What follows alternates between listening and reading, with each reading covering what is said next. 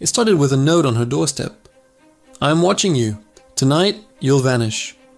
By morning, the woman was gone, and no one, not the neighbors, not the police, had seen a thing. The killer wasn't random. He was closer than she ever imagined.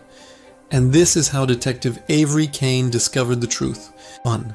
The first disappearance. Detective Avery Kane walked the quiet streets of Raven Street, notebook in hand.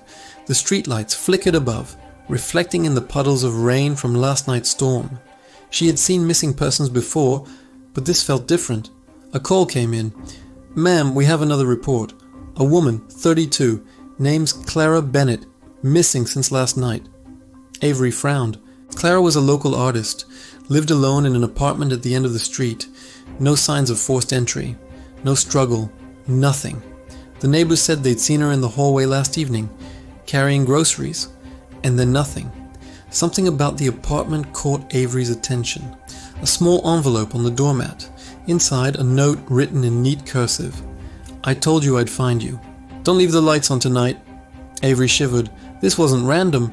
The killer wanted control. 2.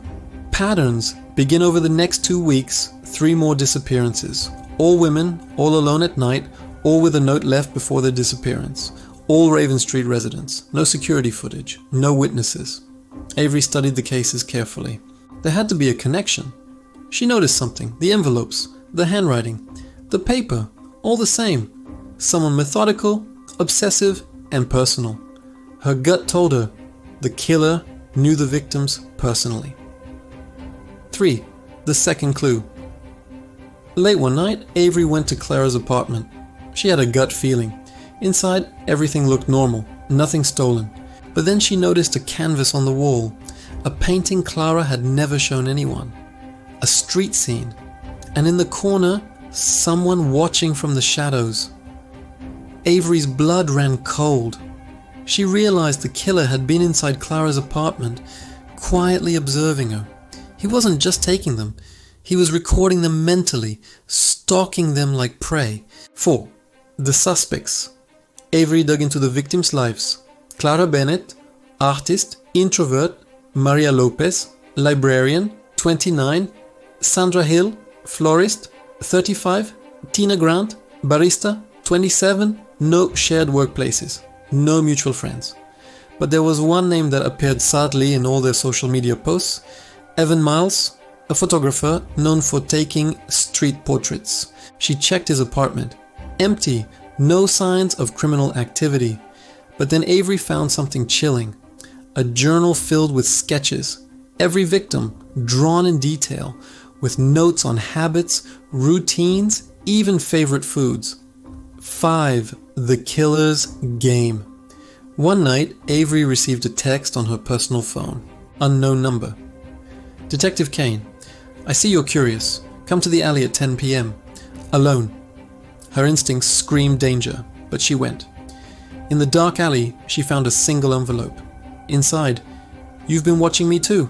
Tonight, I'll test you." Suddenly, she felt a presence behind her. A shadow moved. Avery spun around, gun raised, but no one. Just a sound of footsteps fading. The game had begun. 6. The twist. Over the next days, Avery pieced the timeline. Evan Miles didn't choose random victims. He chose women whose lives intersected with him indirectly. Women who had unknowingly crossed paths with him in minor ways. The final target? Avery herself. Every note, every disappearance, every journal entry led to this. 7. The final confrontation. Avery set a trap. She lured him to an abandoned warehouse under the pretense of a new victim. She waited in shadows, heart racing. At exactly 11:45 p.m., Evan arrived, calm, confident. "Detective Kane," he said with a smile. "I wondered how long it would take." Avery stepped out. "It's over, Evan. You're not taking anyone else." He laughed softly. "You think it's about taking them? It's about control? Seeing them afraid? Feeling powerful?" A tense standoff, gun drawn, footsteps echoing, heartbeats loud. Finally, Avery lunged, a struggle, hands grappled for the gun. In the chaos, Evan fell backward, hitting his head, unconscious. 8. Resolution. The victims were found, alive but terrified. Evan was arrested, The journal became evidence, the perfect map of his crimes. Avery walked Raven Street the next morning, quiet, peaceful. She realized how close she had been to becoming another victim. The city slept safely, for now. But deep down, Avery knew one thing. There are killers who watch, and some are still out there. 9. Final whisper. End. Every street has shadows, every life has secrets, and some people are willing to kill to keep them hidden.